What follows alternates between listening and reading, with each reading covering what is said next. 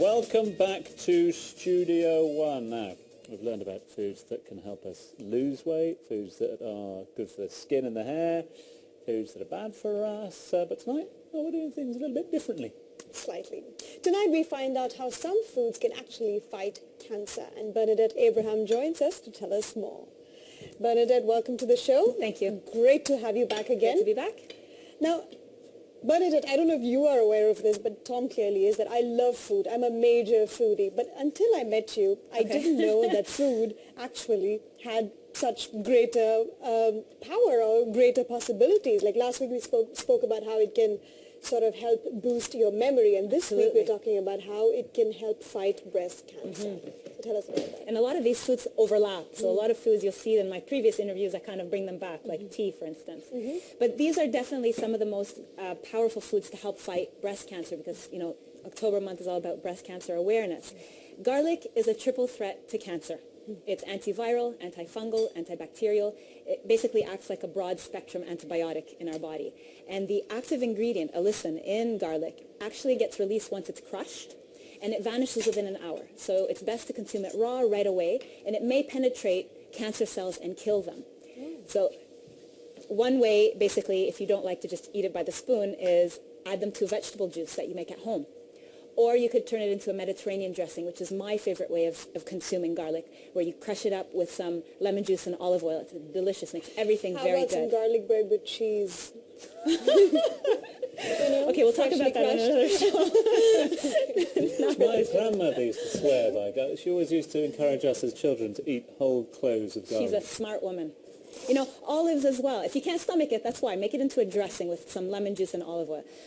You know, onions, garlic, those who consume a lot of these raw have been shown to have the most protection against various types of cancers.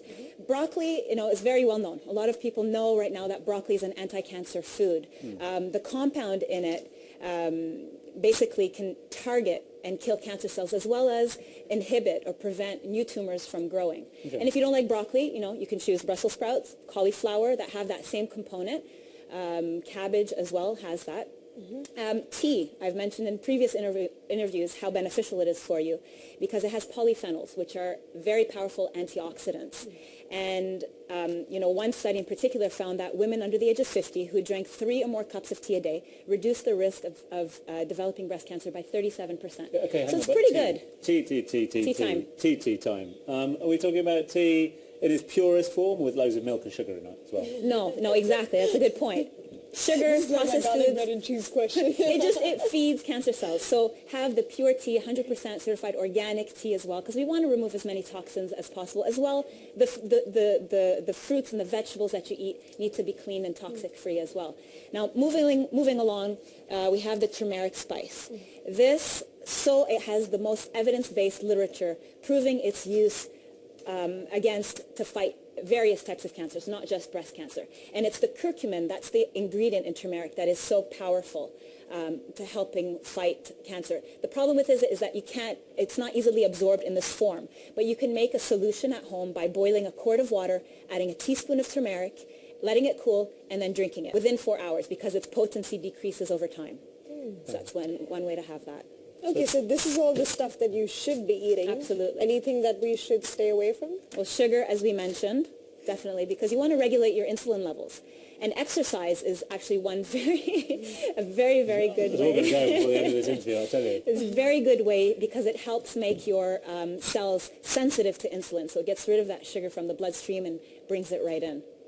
But the exercise element as well, is that in tandem with these cancer-fighting foods? The two need to be done together. Absolutely. Like you mentioned in the interview, it's outdated thinking that someone with cancer should not be exercising. New research suggests that you should start an exercise program because, number one, it helps lessen the symptoms. Yeah. It helps you it makes you feel better, you know, and you could bounce back a lot quicker when you're in shape as well. Now, biologically speaking, it has many positive effects in terms of DNA repair, hormonal levels, immune function, and all that kind of stuff. So definitely, you know, speak to your oncologist if you do have cancer. Make sure it's the right type of exercise you're doing, but you definitely should be moving more. Okay. Prevention and fighting Absolutely. Cancer as well. So good advice. You cut down on the sugar, Yeah. tea in its pure form, and fresh as well. Keep it fresh. Yeah, actually, we were talking with the chef in the green room, and we were talking about how to cook our foods. So it's very important, cooking destroys the nutrients in our food. So raw as much as possible. Okay. If you do cook, lightly steam, boil, poach, avoid frying, avoid, char broil your food. I didn't notice the deep fried anchovies, but we'll get to that in just a little while. They're All not right? deep fried. Okay, You good. make sure to tell me they're not deep fried. Thank you, as always. Some great advice, and we've got a lot of celery to Thank you. get through, all right? And anchovies. Enjoy.